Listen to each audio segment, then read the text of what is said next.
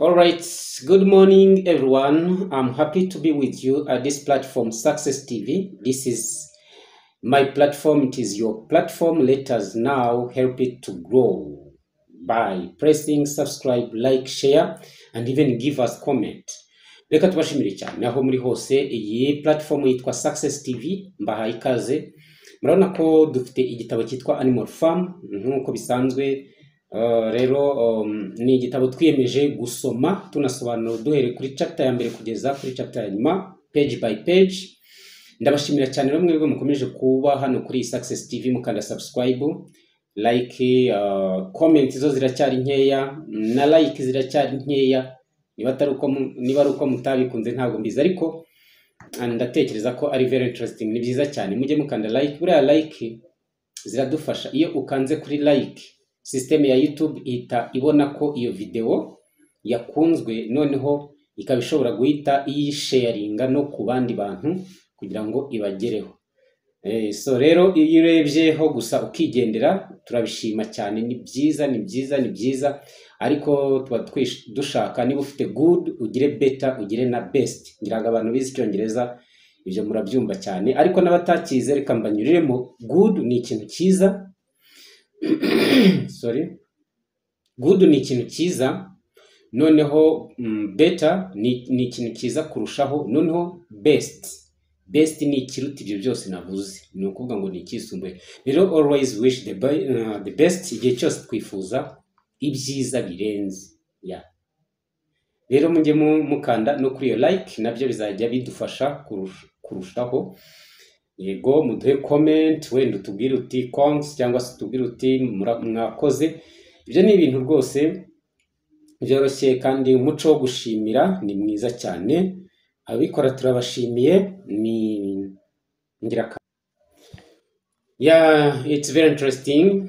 Hanyuma ese ubundi ubungubu mbahaye momo ntabwo mwashyiraho aka nkumva rwose agatelefoni karasomye, wakiriye, you have received, ariko ibyo ngibyo ntabwo ari byo byanzinduye. Yego, reka rero mbabwire ngo ni byiza cyane mujye mukanda kuri like, nta mafaranga bisaba.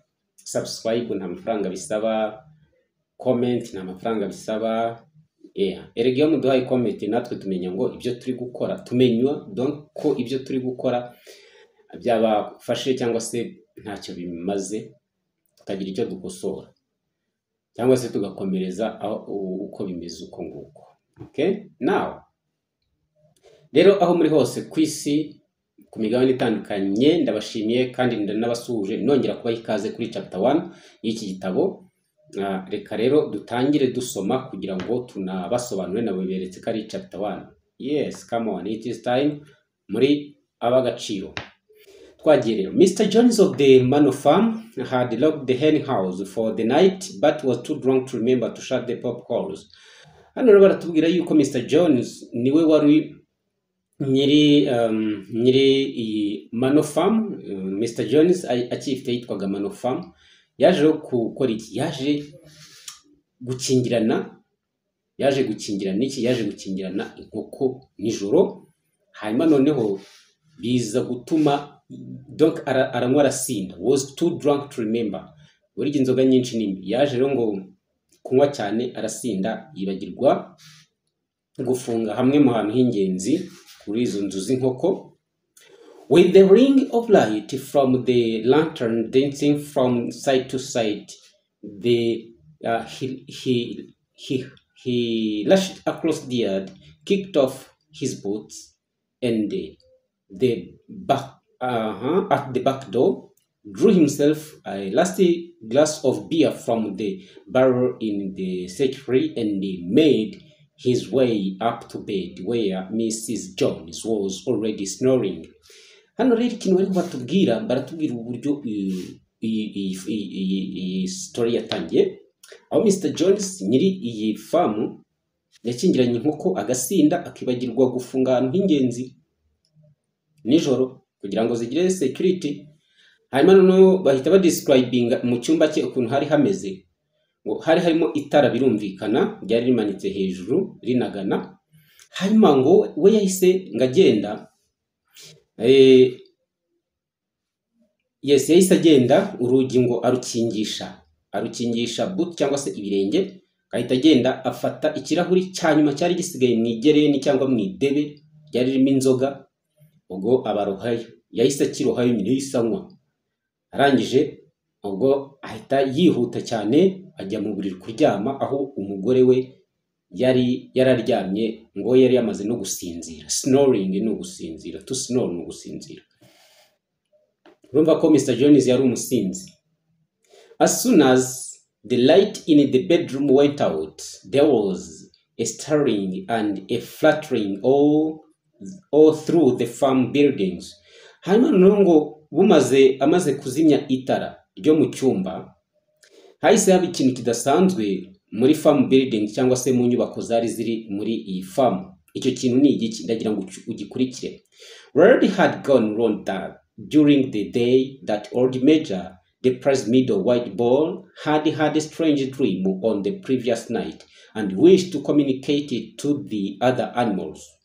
Baratubwira ko rero ngo hari kugenda hasirikira amagambo kuri uwo munsi yuko ingurube yitwa Old Major. Ndagira ngo ujye ukurikirana aba characters. Tumaze kubona Mr. Jones na Mrs. Jones, tubonye noneho Old Major. Rero batubwiye ko iyi ngurube yitwa Old Major ngo yari yagize gute? Yari yagize icyo twita had a dream, yari yagize inzozi zidasanzwe ziri strange. Hanyuma noneho ngo yifuzaga ko izo nzozi yazirotorera izindi nyamaswa.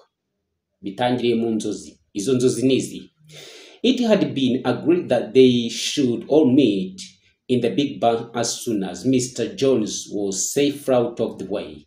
Noneho ngo zari zamaze kwemeranya ko ziri buze guhura, noneho zikaza guhura ariko aruko uyu mugabo witwa Mr. Jones yamaze kuva mu nzira kugira ngo ataza kuzibangamira. Zari buhure kugira ngo bigende gute? Icyo zashaka kuvuga ni igiki? Ndagira ngo ukurikire. Old Major, so he was always called, though the name under which he had been exhibited was Willingdon Beauty, was so high regard on the farm that everyone was quite ready to lose an hour's sleep in order to hear what he had to say. Hano baratubwira ko iyi ngurube yitwa Old Major, izindi nyamaswa zarayubahaga cyane. Akazina rero ngo yari izwiho yitwaga Willingdon Beauty. Willingdon Beauty. So rero ngo inyamaswa zarayubahaga cyane, ndetse zikumva zitanahomba ziramutse zitakaje isaha imwe y'ibitotsi kugira ngo zibashe kumva nibura ijambo rye. Ubwo ni ijambo rya mukuru nkuko abanyarwanda bajya babivuga. So urumva ko rero inyamaswa zaramukundaga zikamwubaha kandi n'amagambo ye zikayakunda. Ubwo yavugaga amagambo y'ubwenge nk'ingurube nkuru. Mu Kinyarwanda nibwo bavuga ngo umusaza utabaretse n'inzu y'ibitabo ihiye. Reka turebe. At one end of the big barn, on a sort of raised platform, Major was already ensconced on his bed of straw under a lantern which hung from a beam. He was 12 years old and had lately grown rather stout, but he was still a majestic looking pig. Hano rero icyo bariho batubwira ni uburyo nyine iyi ngurube yaje kugira gute, yari positionnye iri ahantu muri position aho yari yiryamiye ngo ni ku byatsi bimeze nk'imikenke. Hanyuma noneho ngo hari n'itara birumvikana. Then kurumva byari biri nimugoroba. Ahangaho wakubaza icyo twita setting, where and when does this story take place? Tuvuga uti ni muri Mano Farm. It was during the night. So amanota ukabura yabonye. Then hano rero batubwira ko nyine ubwo yari yiteguye kuvugana n'izi nyamaswa birumvikana. Hari ahantu yari iri agatara kari kwaka. Ubwo ni description ya place. He was 12 years old. Nukuvuga ngo iyi ngurube yari maze kugira imyaka 12. Ariko nubwo bigaragara ko yari ikuze, wabonaga ko ari ingurube ikiyubashye kandi igikomeye. So with the wise and benevolent appearance in spite of the fact that his tushes had never been cut. Yes. Hanyuma bakatubwira ko rero uko nyine yagaragaraga, wabonaga ko nta kibazo ifite. Mu yandi magambo donc mu ncamake nuko yari ingurube ikuze ariko bigaragara ko igifite iki imbaraga cyangwa igaragara neza. Before long, the other animals began to arrive and make themselves comfortable after their different fashions. Hanyuma rero uko byakomeje kugenda bitinda byageze aho ngaho inyamaswa zigenda ziza zigenda ziza ari nako zigenda zishakira aho zigomba kugenda zicara bikurikiranye nuko n'ibyubahiro byazo, reka tuvuge gutyo. Yego, zigenda zishakira aho zicara kugira ngo zibe ziri comfortable cyangwa se zibe zituje. Zije gukora iki? Zije kumva inama y'uyu mugabo. First come the three dogs. Ubwa mbere haje imbwa eshatu. Ndagira ngo ukurikire iyi nama. Ubwa mbere yitabiriwe n'abandi n'imbwa, niba ari uko arizo zizi kwiruka simbizi. Three dogs. Izo mbwa nizi niyitwa Bluebell, Jessie and Pincher. Izi mbwa uzifate mu mutwe kuko zizakenerwa muri history yacu. And then the pigs, hakurikiyeho pigs who settled down in the straw immediately in front of the platform. Nazo zaraje zihita zicara aho ngaho imbere ya podium cyangwa se ya stage aho Mr. Jones yarari, aho Old Major yarari. Hakurikiyeho the hens perched themselves on the window sills. Hanyuma hakurikiraho inkoko nazo ziraza zitendeka ku madirishya. The pigeon flapped up to the rafters. Hanyuma inuma nazo ziraza. The sheep and cows lay down behind the pigs. Hanyuma noneho intama n'inka nazo ziraza ziryama inyuma y'ingurube. And began to chew the cud or the cud. Hanyuma noneho ingurube izi nka nta ngurube yuza, inka zitangira kugira gute kuza. The two cart horses, Boxer and Clover. Nyuma y'inka hakurikiyeho ingurube amashevari abiri, ubwo ni farashi ebyiri, harimo iyitwa Boxer na Clover nabyo byaraje. They coming together, byaragendanaga. Walking very slowly and setting down their vast hairy hoofs with a great care, lest there should be some small animal concealed in the straw. Hanyuma noneho nyine ngo zazaga zitemberera gake gake ziza buhoro buhoro nk'izifitiye icyizere. Hanyuma ngo zirangije ziraza nazo down was the hoops with great care. Then hanyuma nazo ziraza ziryamira mu byatsi, ariko nazo ngo zabikoraga gahoro kuko zangaga ko ibinono byazo bishobora kuba byakwangiza nk'utundi tunyamaswa twaba twihishe muri ibyo byatsi aho zari zigiye kugira gute, zari zigiye kwicara cyangwa kuryama ngo ziturize aho ngaho zitegereje ijambo ry'umukuru. Clover was a stout motherly mare approaching middle life, who had never quite got her figure back after the fourth fall. Hanyuma noneho Clover nayo ngo icyo bariho batubwira nuko Clover yari motherly cyangwa se yari yarabyaye, ibona ko nayo iri kugenda yegereza mu zabukuru, ariko ngo ntago yari yarigeze ibona her fourth fall, umwana wayo wa kane yabyaye. Boxer was an anonymous beast. Boxer noneho yo ngo cyari igisimba ubona ko giteye ubwoba, ubwo ni cheval, nearly 18 hands high, urebye nyine yari ndende, and as strong as any two ordinary horses put together, ku buryo yasumbaga cyangwa se yarishaga n'inyama n'izindi cheval ebyiri uzigerekeranyije hamwe. Urumva ko yari ndende pe. A white stroke down his nose gave him a somewhat stupid appearance. Hanyuma ngo yari ifite ikibamba ku zuru, cyangwa ku zuru yari ifite ibara ry'umweru ku zuru. Ibi ngibi wayirebaga wabonaga imeze nk'ikigoryi. And in fact he was not of first rate intelligent. Nyine birumvikana ntabwo yari mu nyamaswa z'inyabwenge ziza imbere, ntabwo ari nyabwenge, yari ifite ubwenge buke.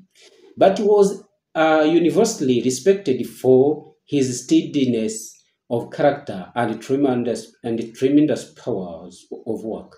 Ariko nubwo itari ifite ubwenge bwinshi cyane, izindi nyamaswa zarayubahaga. Ntabwo ari ngombwa kugira ubwenge bwinshi cyane kugira ngo wubahwe, ahubwo imyitwarire yawe nishobora gutuma wubahwa. Utegute rero byigira hano kuri Boxer wumve.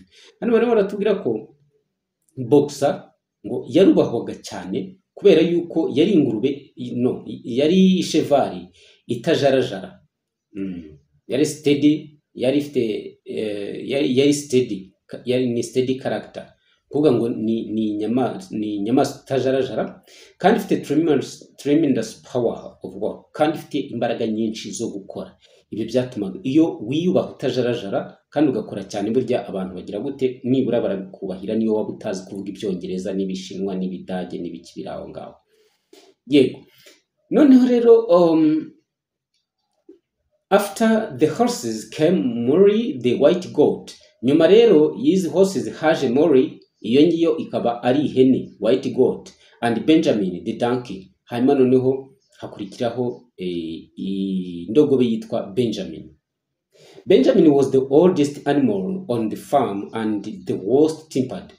Uyu Boxer bavuga ko yari inyamaswa yari ikuze cyane kuruta izindi zose hano muri iyi farm, ariko nanone ngo yari inyamaswa itazi kuganira. Yego, ntabwo yari izi kuganira, yarakazwaga n'ubusa. He seldom talked, and when he did, it was usually to make a cynical remark. For instance, he would say that God had given him a tail to keep the flies off, but that he would soon have no tail and no flies. Noneho ngo yari inyamaswa seldom talk, yari inyamaswa idakunda kuvuga, yavugaga gake cyane. Niyo yagiraga ngo iravuze, yavugaga ijambo bisa naho ari nko kwiyama. Yego, urugero yakundaga kuvuga ati, "Jewe mumveho, icyo nzi cyo nuko Imana yanyihereye umurizo kugira ngo nirukane isazi, ariko ndabizi neza yuko mu gihe gito nta murizo, uyu murizo ntawo nzaba ngifite, ndetse nta n'isazi zaba zigihari." Umva ko yavugaga amagambo asa naho akomeye kuyumva. Alone among the animals on the farm he never laughed. Alone among the other animals. Noneho ngo yonyine mu zindi nyamaswa zose zabaga ziri aho ngaho yarangwaga no kudakunda guseka. Ni ukuvuga ngo ibyayo yarabyimenyeraga, ntabwo yakundaga guseka. If asked why, he would say that he saw nothing to laugh at. Iyo izindi nyamaswa zayibazaga ziti, "Mbese kuki udaseka?" zo iyo yahitaga izibwira iti, "Jewe ariko murambwira ibyo guseka, ariko ndabona ntacyo guseka gihari, nta gisekeje gihari, nta cyatuma nerekana inyinya ashwe."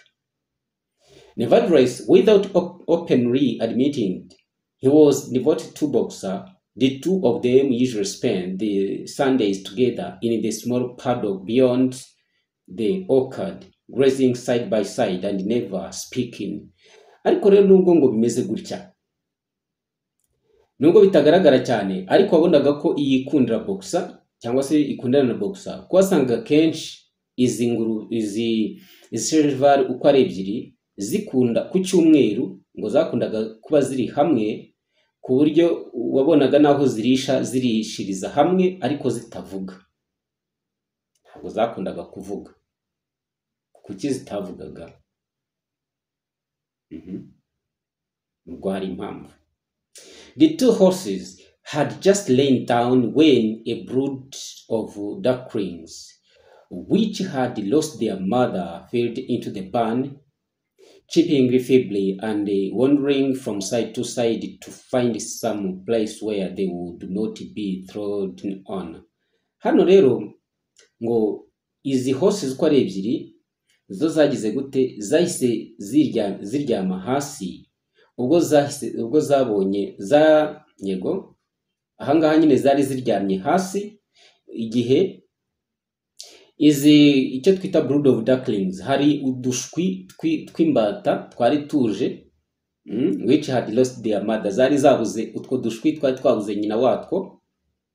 Noneho ngo twari twuzuye hehe? Twari twuzuye aho ngaho muri iyo famu, dushaka tuzerera impande n'impande kugira ngo turebe ko twabona ahantu tugira gute twaryama ndetse twirinda ko banadukandagira, izindi nyamaswa zidukandagira. Birumvikana udushwi twari dutoya cyane. Ahangaha kandi natwe ubwo twari tuje hehe muri iyi nama, ariko ngo twari twabuze nyina twanyanyagiritse. Hanyuma noneho ngo izi horses uko ari ebyiri zo zari ziryamiye hasi. Yego, noneho zirindaga ko nizikomeza kugenda zishobora no kuba zakandagira utwo dushwi zitabizi. Clover made a sort of wall around them with her great foreleg, and the duckling nestling down inside it and promptly fell asleep. Noneho ngo tutushwi uko twari tunyanyagiye twahise tuza. Noneho Clover aryamye, hari uburyo nyine yaduproteje cyangwa se yaturindishije amaguru yayo, isa naho ikora akantu k'agakorotire n'ayo maguru. Utwo dushwi turaza twiryamiramo hagati ku buryo nta yindi nyamaswa yari buze kuduhohotera, maze duhita twisinzirira. Urumva ko Clover yari cheval nziza. At the last moment, Maury the foolish, Maury the foolish, pretty white mare who drew Mr. Jones's trap came messing daintily in chewing at lump of sugar.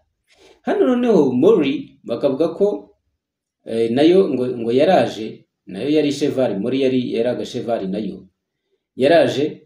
Ubwo noneho ngo izaho ngaho nyine yasaga naho yaguye mu mutego wa Mr. Jones, yikuninaga na Mr. Jones nta kibazo. Yo rero ngo yaraje nyine yirata, iri no kwirira isukari, ariko ngo ni foolish, ariko iri pretty white.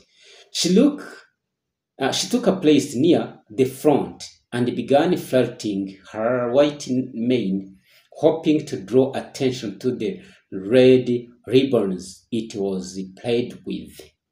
Noneho ngo yaje n'umwirato, yari yambaye imitako, y'amariba, noneho ikajya nyine ishaka kugaragaza yuko yaberewe n'umwiryo mwinshi cyane. Last of ishaka ko n'izindi mbese ngo ziyirangarira.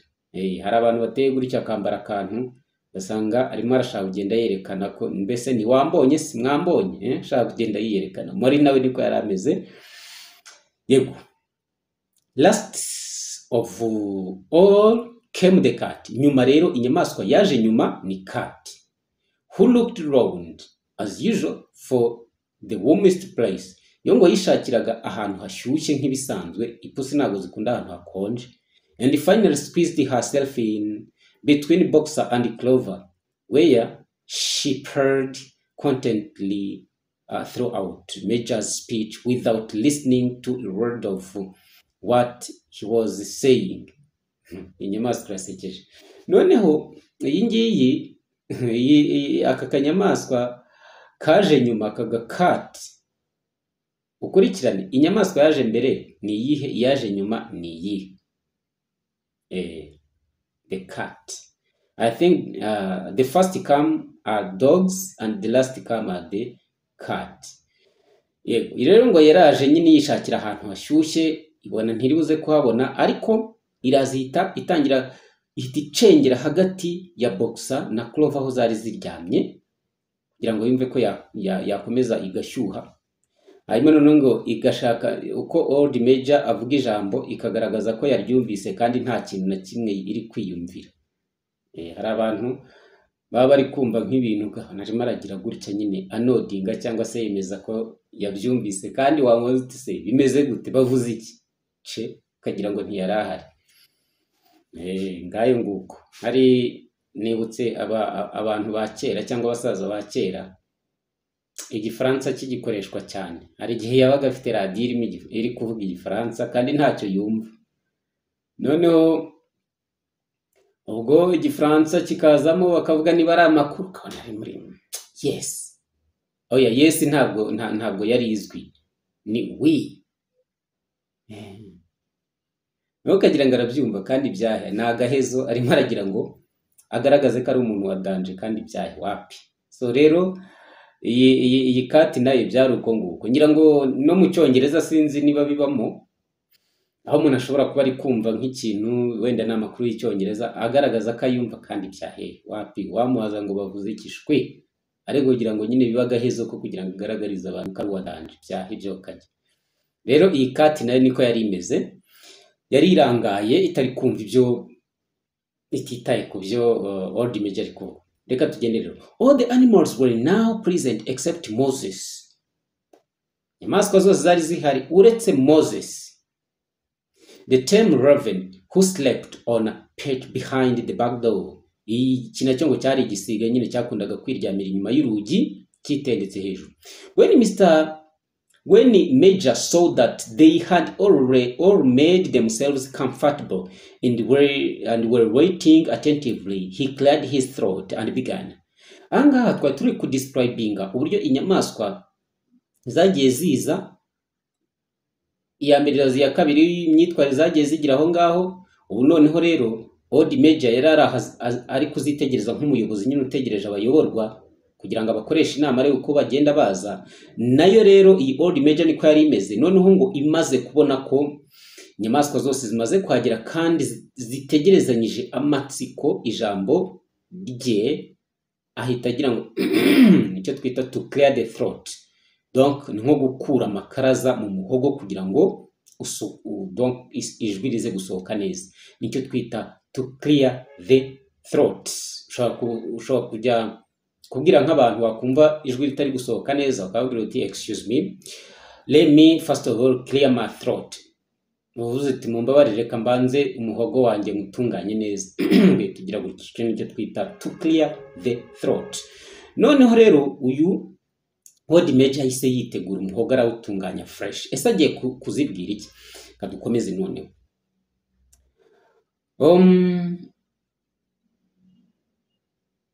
Comrades, you have heard already about the strange dream that I had last night. Yatangiye azibwira ati inshuti zanjye cyangwa basangira ngendo mwamaze kumva iby'inzozi nagize mu ijoro ryashize. But I will come to the dream later.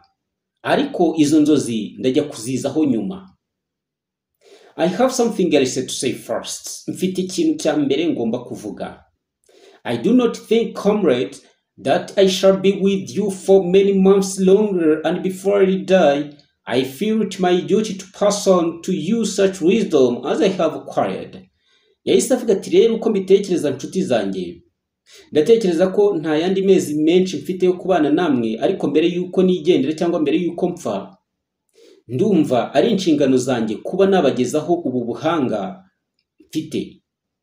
Ubwo buhanga nubu. I have had long life. I have had much time for thought as I lay on my store, and I think I may say that I understand the nature of life of this earth as well as in animal now living. Yatangiye azibwira ati rero mu by'ukuri nabayeho igihe kirekire, ndetse muri icyo gihe kirekire nabonye igihe nanone gihagije cyo gutekereza undi jyenyine ntuje aho narindi. Bityo rero njyewe ndatekereza yuko navuga ko nabashe gusobanukirwa n'ubuzima muri iyi si tubayemo. It is about this that I wish to speak to you. Ati ni kuri iyi mpamvu numva nifuza kuvugana namwe. Now, comrades, what is the nature of this life of ours? Yatangiye azibwira ati noneho rero basangira ngendo cyangwa se inshuti zanjye, ubuzima tubamo hano kuri iyi si ni ubuzima bwoko ki? Let us face it. Ati noneho reka tuburebe. Our lives are miserable, laborious and short. Ndagira gukurikira ijambo. Yatangiye azibwira ati ubuzima bwacu yewe mwitegereje nsanga ari ubuzima bwa gitindi, aho tubaho dukoreshwa imirimo ivunanye bityo ntitubashe no kuramba. We are born, we are given just so much food as will keep the breath in our bodies, and those of ours who are capable of it are forced to work to the last atom of our strength. Hanyuma yatangiye kuzibwira ati rero turavuka byarangiza tugahabwa ibiryo duhabwa n'ibyo kugira ngo tubashe gukomeza kugira umwuka mu mubiri wacu, dukomeze duhumeke. Hanyuma bamwe muri twebwe bashoboye bagahabwa cyangwa se bagakoreshwa imirimo y'agahato kugeza ku gatonyanga ka nyuma k'imbaraga zabo. And the very instant that our usefulness has come to an end, we are slaughtered with the highest cruelty. Hanyuma noneho imbaraga zamara kudushiramo, icyo duhembwa nta kindi, twebwe duhita dukinjwa bakatubagana n'ubugome bukabije cyane. No animal in England knows the meaning of happiness or leisure after he is year old.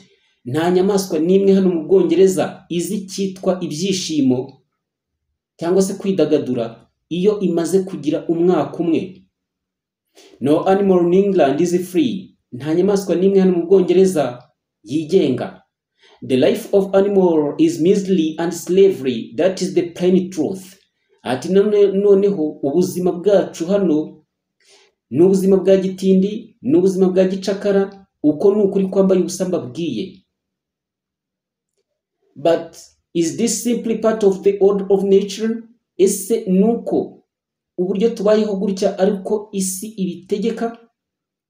Is it because this land of ours is so poor that it cannot afford a decent life to those who dwell upon it? Ese nuko ubutaka dutuyemo bukennye cyane ku buryo budashobora gutunga ababutuyeho ngo bagire ubuzima bwiza bose? No, comrades, 1,000 times no. Oya nshuti zanjye, ibi mbihakanye inshuro igihumbi. The soil of England is fertile. Its climate is good.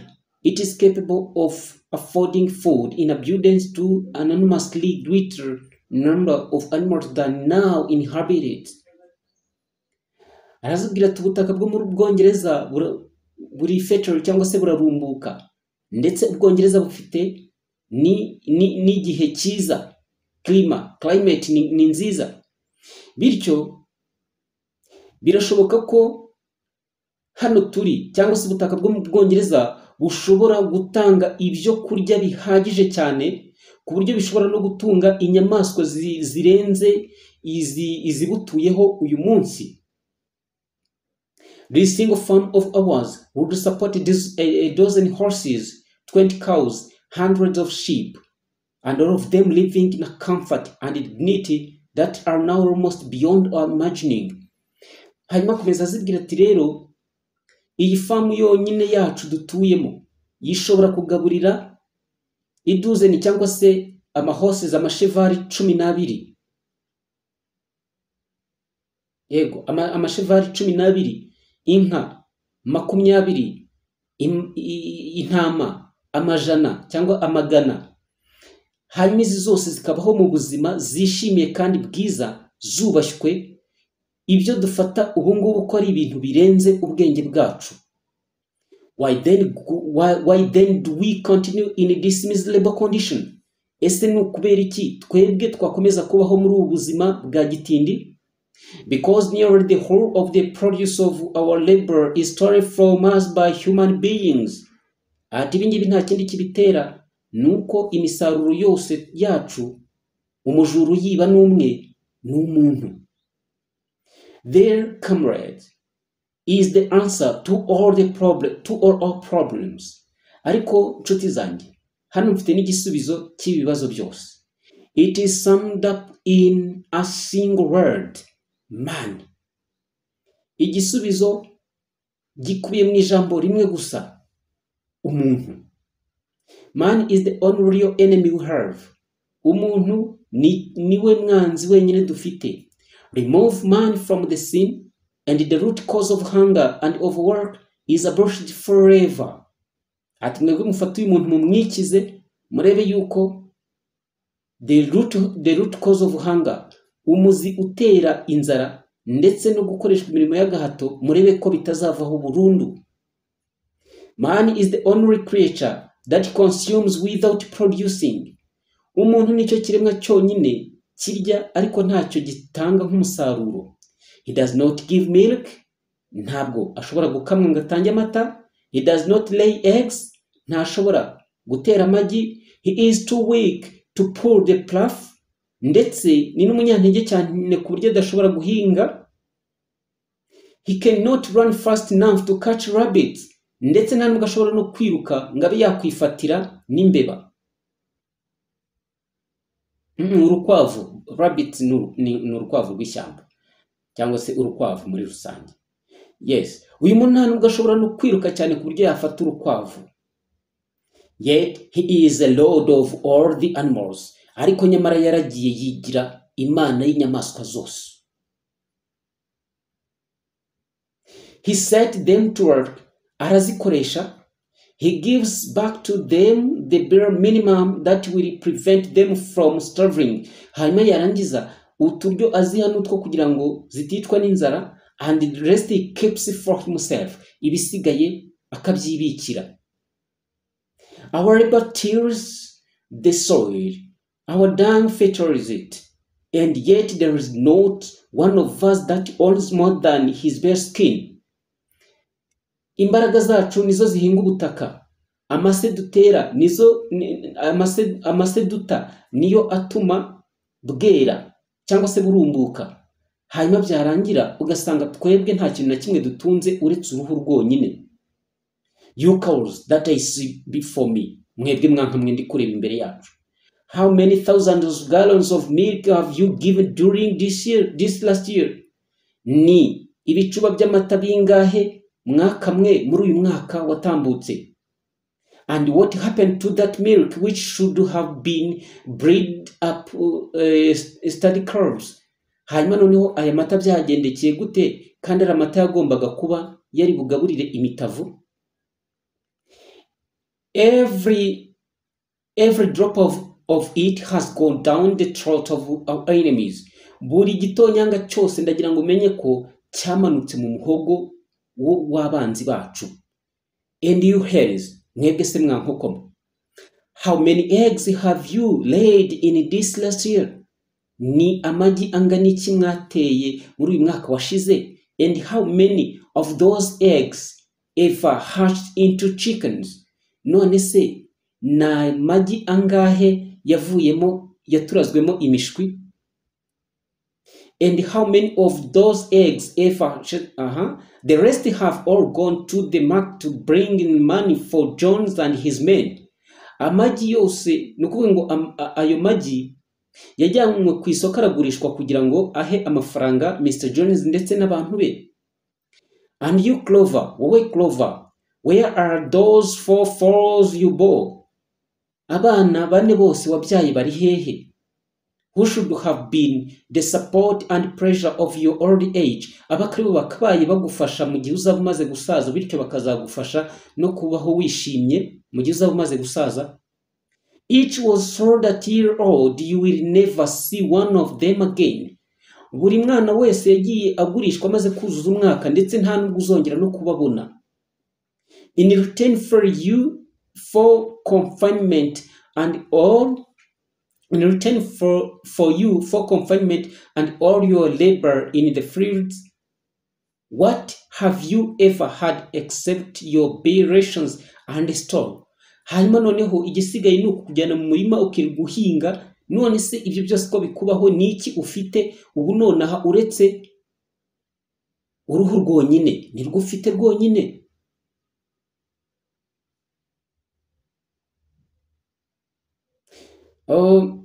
And then what have you ever had except your bare rations and store? No, ntabwo ari uruhu rwonyine, ahubwo ni icyo uhabwa n'uturyo two kugira ngo uryo uhumeke ndetse no kubakira ikiraro. Si ibyo byonyine ufite.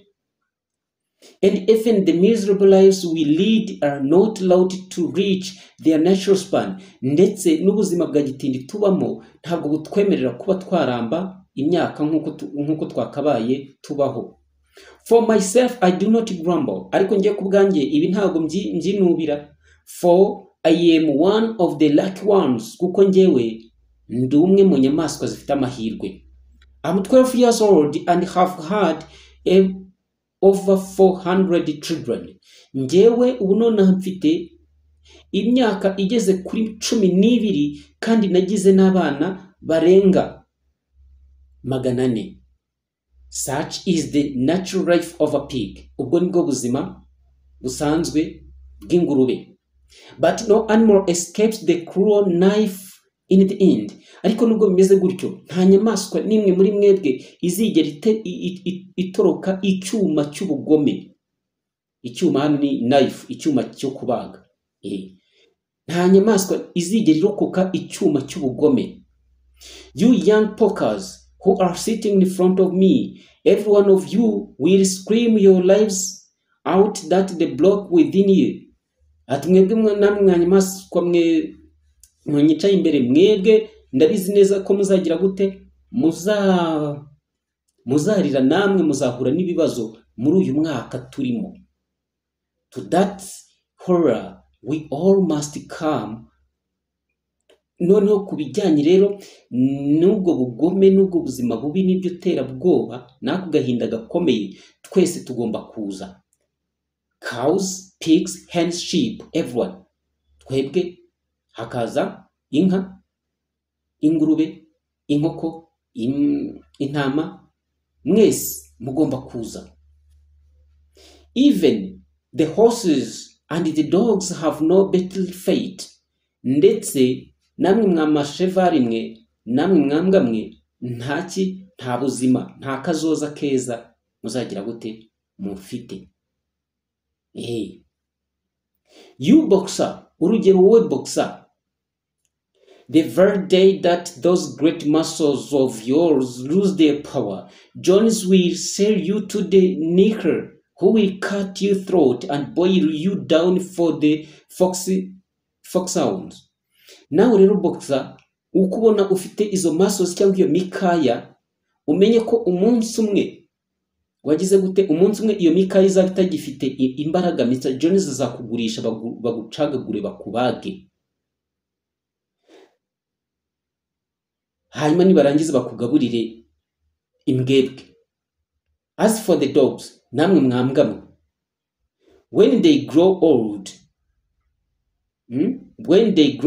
mu gihe zizaba mumaze gusaza, cyangwa se imbwa nazo zimaze gusaza, and toothless, zimaze gukuka amenyo, Jones ties a brick round their necks and draws them in the nearest pond. Jones nta kindi akora uretse kubazirikaho amatafari ku majosi yanyu, yarangiza akagenda akabajugunya mu kizenga cy'amazi kiri hafi ahangaha. It's not crystal clear, then comrade, ibi ntabwo byumvikana, then comrade, that all the evils of this life of ours spring from the tyranny of human beings. Ibi ntabwo bisobanutse. Ibi bibi byose tugenda dukorerwa mu buzima, ibi bizanwa n'umunyagitugu witwa umuntu. Only get rid of man, mwebwe uyu muntu mumwirinde, mumwikize. And the produce of our labor would be our own. Nitumara kumwikiza, umusaruro uturuka mu mbaraga zacu tuzawigarurira. Almost overnight we could become rich and free. No kuvuga ngo urebye bidatinze mu ijoro rimwe twaba twamaze guhinduka abakire kandi twigenga mu ijoro rimwe gusa. What then must we do? None se ubu turakora iki noneho? Niki dusabwa gukora? Why work night and day, body and soul? Kuki dukora amajoro n'amanywa tugakoresha umubiri ndetse na roho zacu? For the overthrow of the human race. Hanyuma tukagira gute? Twagira gute? Tukaba dukorera umuntu, human race, inyoko muntu. That is my message. Rero twecyo twakora to overthrow the human race. Dukorera umuntu, ariko none tugomba kugira gute? Tugomba kumuhirika akavaho. That is my message to you, comrade. Aya niyo magambo y'ubutumwa mbahaye. Rebellion. Mukora imyigaragambyo, mukora impinduramatwara, mwigumure. I do not know when that rebellion will come it might be in a week or in 100 years. Ntabwo nzi ngo iyi mpinduramatwara yo kwigumura izaba ryari, byashoboka ko ari mu cyumweru kimwe cyangwa se mu myaka ntazi amajana cyangwa magana. But I know, ariko ndabizi, as I see this straw beneath my feet, that sooner or later justice will be done. Ndabizi neza ko umunsi umwe ubutabera buzaganza bugakorwa. Fix your eyes on that. Ibyo ngibyo mugomba kubihangaho amaso, mugomba kubyitegereza cyane, mugomba kubihanga amaso. Comrade basangira ngendo, throughout the short remainder of your lives, uko muzagenda mubaho mu buzima bwanyu bugufi, ibi byose mugomba kuba ariko mubihanze amaso. Rebellion. And above all, hejuru ya byose, pass on this message of mine to those who come after you. Ubutumwa mbahaye muze kubusangiza abandi bari buze bakerewe bakaza nyuma yanyu, so that future generations shall carry on the struggle until it is victorious. Noneho mumenye ko urubyiruko rwacu rwazaza rugomba kuzakomeza uru rugamba kugeza ubwo tuzagera ku ntsinzi. And remember, comrades, your resolution must never falter. Hanyuma mwibuke ko rero igisubizo cyanyu kitagomba gusubira inyuma. No argument must lead you astray. Nta kintu na kimwe kigomba kubarangaza. Never listen when they tell you that man and the animals have a common interest. Ntimuzigere mwishinga cyangwa mutega amatwi abazababeshya ko inyamaswa n'abantu basangiye inyungu zingana. That the prosperity of the one is the prosperity of the others. Ko iterambere ry'umuntu umwe ry'inyamaswa imwe ari ryo iterambere rya bamwe ari ryo terambere ry'abandi. It is all lies. Ibi byose ni ibinyoma. Man serves the interest of no creature except himself. Umuntu nta nyungu akorera z'ikindi kiremwa na kimwe kibaho uretse we ubwe. And among us animals let there be perfect unity. Twebwe rero nk'inyamaswa mureke tugire ubumwe butajegajega. Perfect comradeship in the struggle. Hanyuma noneho tugire ubufatanye n'ubuvandimwe muri uru rugamba. All men are enemies. Abantu bose ni abagome. All animals are comrades. Ariko inyamaswa zose ni inshuti. At this moment there was a tremendous uproar. Ako kanya hahise habaho urusaku rwinshi cyane rw'inyamaswa zimaze kwakira iryo jambo. While Major was speaking, 4 large rats had crept out in their holes. Igihe yavugaga byaje igihe iyi ngurube yavugaga hari ibibeba binini byahise biva mu myobo yabyo, and were sitting on their hind quarters. Hanyuma noneho ziraza nazo zicara ku maguru yazo, listening to him. Nazo ziraza zimutega amatwi. The dogs had suddenly caught sight of them. Akanya ibibwa byahise bizibona izo mbeba, and it was only by a swift dash for the holes that the rats saved their lives. Ariko zikibona ko ibyo bibwa biri kuzireba, byahise ako kanya bitimbira bihita byicokeza muri ya myobo mu isegonda aho byari biturutse. Major raised his throat for the silence. Hanyuma noneho Major iyi ngurube yahise izamura ikinono n'inka yavuze ati mutuze muceceke. Comrades, he said, ati basangira ngendo, here is a point that must be settled. Hano hari igitekerezo kigomba kugira gute kigomba kwigwaho. The wild creatures, izindi nyamaswa zo mu ishyamba, such as rat and rabbit, nk'imbeba ndetse n'inkwavu, are they our friends or our enemies? Ese n'abanzi bacu cyangwa n'inshuti zacu? Let us put into the vote. Reka dutore turebe. I propose this question to the meeting. Iki kibazo nkibajije muri iyi nama. Are rats comrades? Ese imbeba ni nazo nabasangirangendo ni inshuti zacu. The vote was taken at once and it was agreed by an overwhelming majority that rats will comrade. Hanyuma inyamaswa zose zitora ako kanya zitazemeza ko n'imbeba ari inshuti zazo ari n'abasangirangendo. There were only 4 dissentients, the 3 dogs and the cat. Ariko hari abantu bane, no, hari inyamaswa enye zifashe cyangwa se zitabyemeye. Izo ni izihe? Ni izimbwa ndetse n'ipusi. Zo ntago zemeye ko imbeba ari inshuti. Who was afterward discovered to have voted on both sides. Hanyuma noneho izi ngizi and the cat, iyi pusi yo ngo yarajishije itora ku mpande zombi, irabyemera iranabihakana. Major continued. Hanyuma Old Major arakomeza. I have a little more to say. Mfite ibindi nshobora kuvuga, nshobora kongeraho. I merely repeat, remember always your duty of enmity toward man and all his ways. Ndashaka kubibutsa ko ndashaka kongera gusubiramo ko mugomba buri gihe cyose kujya mwibuka ko inshingano zanyu ari kugaragariza urwango n'ubugome umuntu ndetse n'imyitwarire ye yose.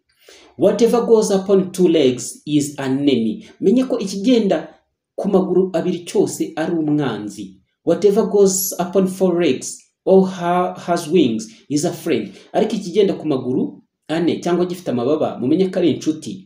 And remember also that in fighting against man, mwongere mwibuke ko mu kurwanya umuntu, we must not come to resemble him. Tugomba kwirinda icyo ari cyo cyose cyatuma dusa nawe. Even when you have conquered him, do not adopt his vices. Ndetse n'igihe muzaba mwamaze kumutsinda, ntimuzigere mwigana ingeso ze cyangwa se imikorere ye. No animal must ever live in a house or sleep in a bed or wear clothes or drink alcohol or smoke tobacco or touch money or engage in trade. Nta nyamaswa n'imwe yemerewe kuryama mu nzu cyangwa ngo iryame mu gitanda, ndetse nta n'inyamaswa yemerewe kwambara imyenda cyangwa kunywa inzoga, kutumura itabi cyangwa se gukora ku mafaranga ndetse no kujya mu bucuruzi. Ibyo bintu birabujijwe. All the habits of man are evil. Imikorere ya muntu yose ni sekibi. And above all, no animal must ever tyrants over his own kind. Mumenye ko nta yindi nyamaswa yemerewe gukoresha igitugu ku yindi nyamaswa ngenzi yayo.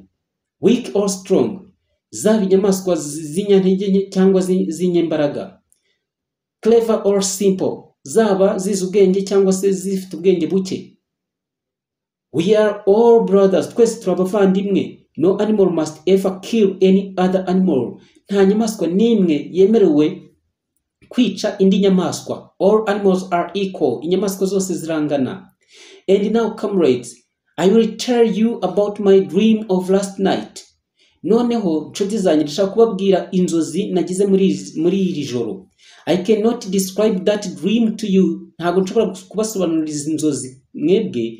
It was a dream of the earth as it will be when man was vanished. Ni inzozi zijyanye n'isi ishobora kubaho igihe umuntu azaba yamaze kuyivaho. It reminded me of something that I had long forgotten.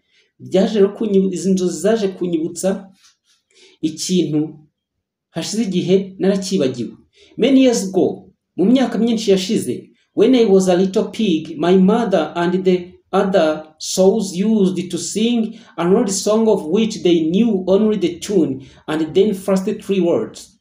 Igihe nari nkiri muto mu myaka yashize, mama wanjye ndetse n'abandi twavukanaga bakundaga kuririmba indirimbo ya kera, ariko ntabwo bari bayizi yose, ahubwo biganaga amajwi yayo. Icyo bari bazi yari amagambo 3 yayitangiraga.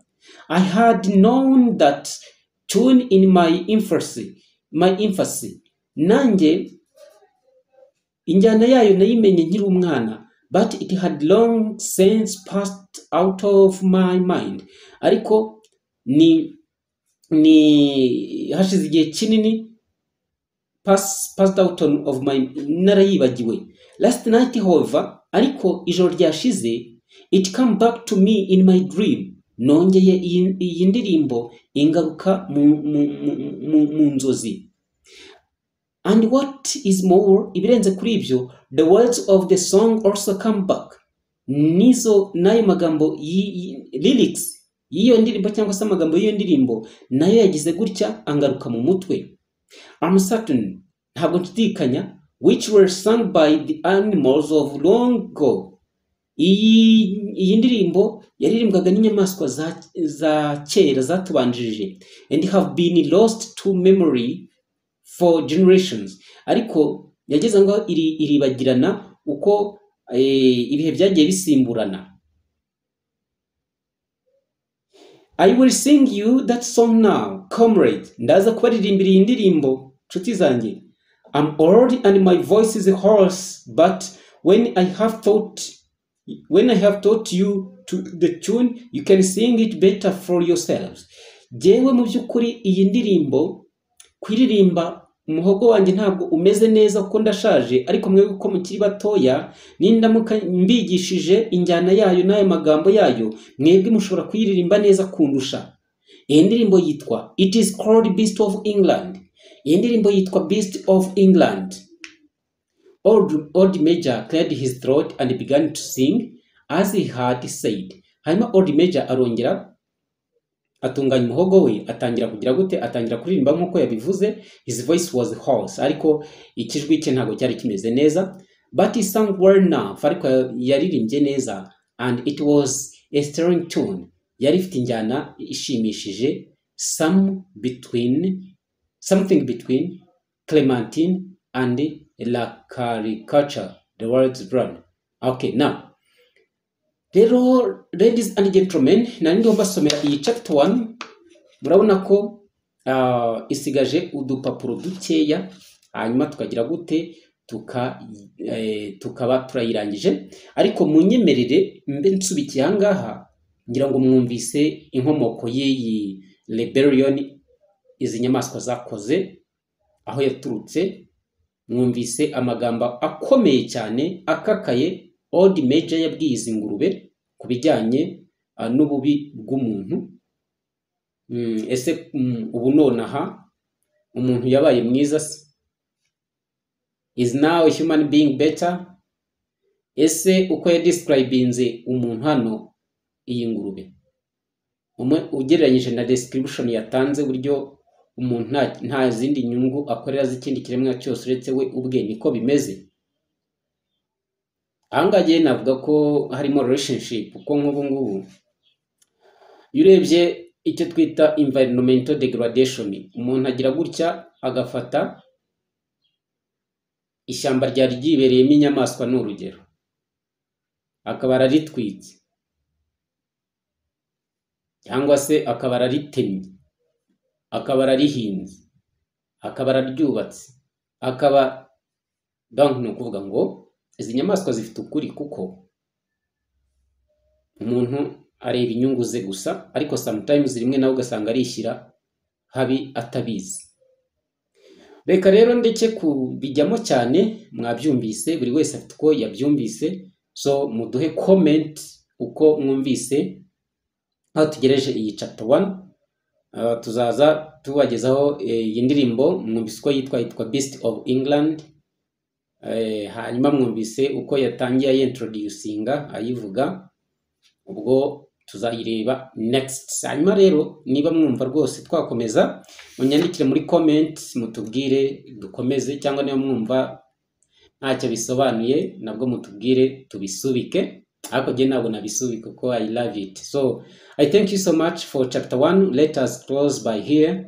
Next we'll proceed with this Beast of England, and you see that we remain with the only one almost 2 pages, and we'll proceed with the remaining chapters. So if this story is very interesting, you can write in the comment and tell us how it is. Thank you so much. I respect you. See you next. Don't forget to press like, subscribe, share, and give us comments. This is Animal Farm.